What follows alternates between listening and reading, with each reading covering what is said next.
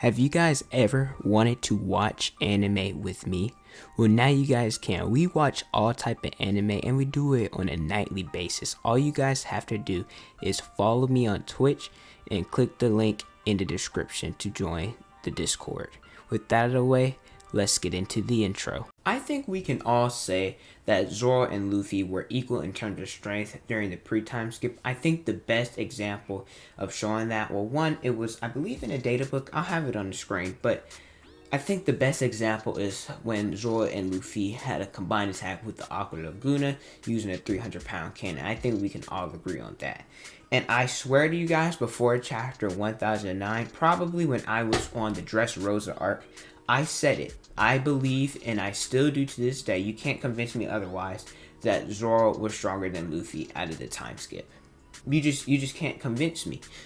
There's no way that Zoro wasn't stronger than Luffy. And I'm going to say this before I get all these angry ninjas in my comment section. I think current Luffy, current Zoro on the rooftop, I think Luffy's stronger than Zoro. I do. If I had to give him on the commander tier level, I'd give Luffy mid first. I'd place Zoro high second, low first, in my opinion. I know people have been getting a little bit antsy saying Zoro's stronger than Cat, Zoro's stronger than King. I don't know about all that. Maybe King. King has been the least impressive of the first commanders, but I can't say Cat just yet. And I feel like the problem that we're having is that we're trying to compare Zoro's feats to Luffy's feats, where we can't do that. I feel Luffy, we already know he fought against the three, besides the Yonkos, the three important people that he's fought have been Doflamingo, Cracker, and Katakuri. So those are impressive commanders, all third and higher. And we've shown that Luffy's Haki was to bloom, learn future sight, etc. And now he's fighting Yonkos, where they're the strongest in the series. And you want to look at Zoro's feats and compare it to Luffy's, where we can't. I guess the biggest two that we can do is probably Pika and Fujitora. But I still don't think we can compare the two because they're different. And I want to talk about their mentors and over the time skip. So the reason why I'm saying this is, personally, I think current Mihawk right now, he's stronger than Shanks. You can't be the world's strongest swordsman without being the best. If people were to say him and Shanks are equal, okay, well, they're relatively the same. I think current Mihawk is stronger than old Rayleigh. But if we had prime Rayleigh, like from the past, then I'd put Rayleigh over Mihawk. But as of now, as of chapter 1009, I have current Mihawk over Rayleigh. And not to say, I think the saying is the older you are, the wiser you are. So I personally think Rayleigh was the better teacher. But if someone is stronger, I think that you would have a better shot of learning more from them because they can showcase all of their strength, where Rayleigh cannot showcase all of his, if you will, because he's so old. And you guys have to realize, Zoro's Armament Hockey is probably before Rio, maybe with Enma. I don't know. I'm not going to get in that debate, Enma and Rio. Let's just put them as equal. But for the sake of this video, you guys do realize Zoro's Armament Hockey was better than Luffy's, right? Mihawk said Zoro could not drink until he mastered turning his blades black. Now, obviously, Zoro hasn't permanently done it, but we know that, and we can speculate that the black blade has something to do with Haki. So I guess once you perfected your Haki or something like that. But Zoro is the best out of the monster trio in Armament Hockey. And I feel like people think it's a stretch for Zoro to be this strong. And you guys have to realize this. Zoro and Luffy, end the series, they will both be top 7 strongest. Luffy will probably be number 1.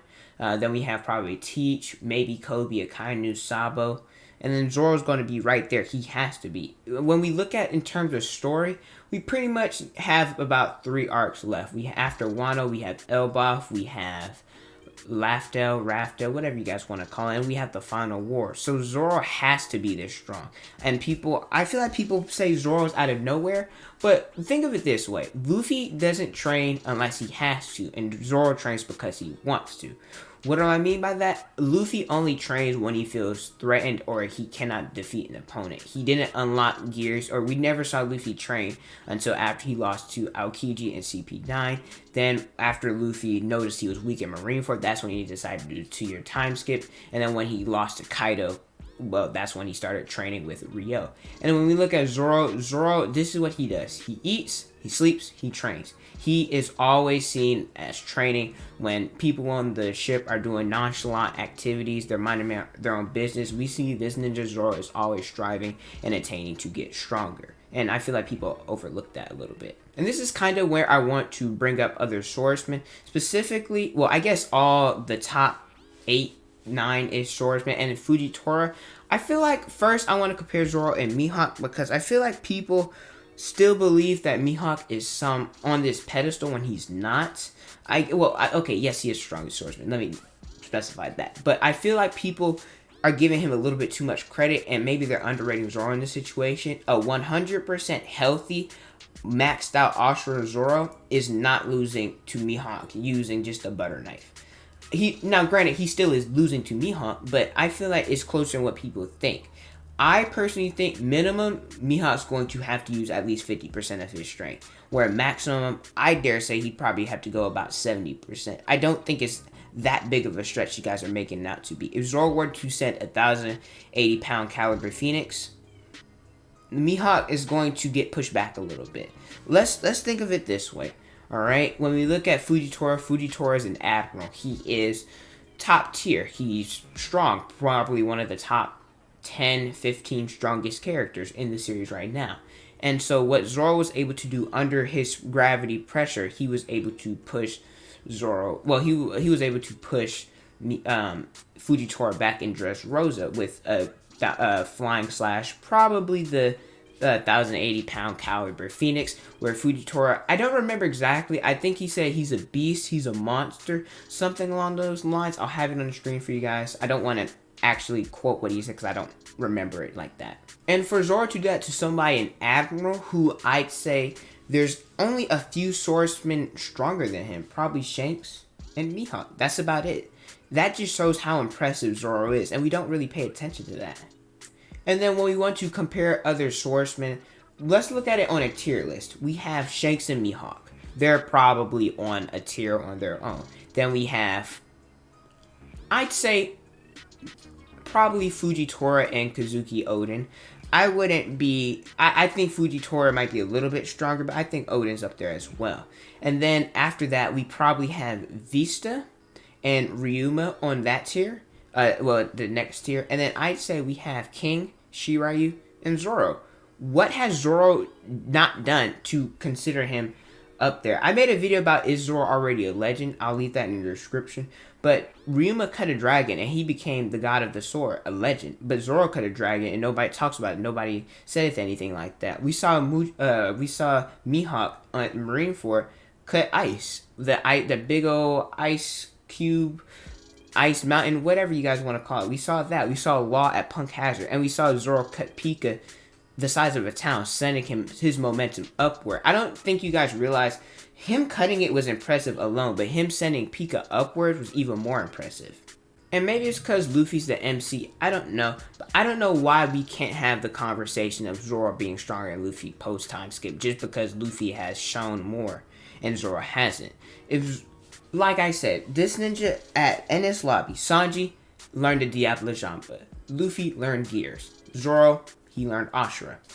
After the time skip, Luffy has shown to spam gear 2nd and 3rd, and he's starting to spam gear 4th a little bit. We've seen Sanji spam the Diable Jambe, and what have we seen Zoro do? We have not seen him use Ashura yet. Granted, I don't know why Oda hasn't made him use it, unless it's severely broken and Zoro is like already already top tier. I don't know, but I feel like if Zoro wasn't strong enough already on that level, he wouldn't need to use Ashura. And I feel like maybe he can't use it. I don't know, but we gotta start giving Zoro his credit. And like I said, after seeing all this that Zoro has done, I think the 3 biggest feats, like I said, him pushing back Fujitora, him cutting Pika, and now him blocking Big Mom and Kaido's combined attack, even though it was temporarily, only for a few seconds, that's still impressive. I don't care who you are. I don't care if you're Prime Mihawk. I don't care if you're Prime Whitebeard, Prime Garp, Prime Roger, Prime Zebek, whoever. You're not going to be able to fully tank that attack and come out unscathed. So we got to start giving my man Zoro some credit. And then there's the debate, like I mentioned this earlier, I really don't care too much. I could see the arguments for people saying Zoro stronger than Luffy on the rooftop or Luffy stronger than Zoro. Like I said, I personally think Luffy's still stronger, but if people say they're equal or one stronger than the other, I'm not going to necessarily disagree because I can see the arguments that they're making. But to conclude, I think that if you guys still believe that Luffy was stronger than Zoro out of the time skip, then I don't know what to tell you. There's no explanation for me, I guess, justifying Zoro's strength is that he was just stronger. He had the stronger teacher at the time, so it just makes sense to me. But let me know your guys' thoughts. How do you guys feel about Zoro? Do you guys think he's too overpowered? Do you guys think he's right where he needs to be? Or do you guys think that he still has a lot left in the tank? But thank you guys so much for watching. Don't forget to like, comment, and subscribe. Hit that notification bell so you guys never miss out on a new video. Follow me on Instagram, Twitter, Snapchat, and TikTok. They're on the screen and in the description below. Thank you guys so much for watching. And don't forget to unleash your potential.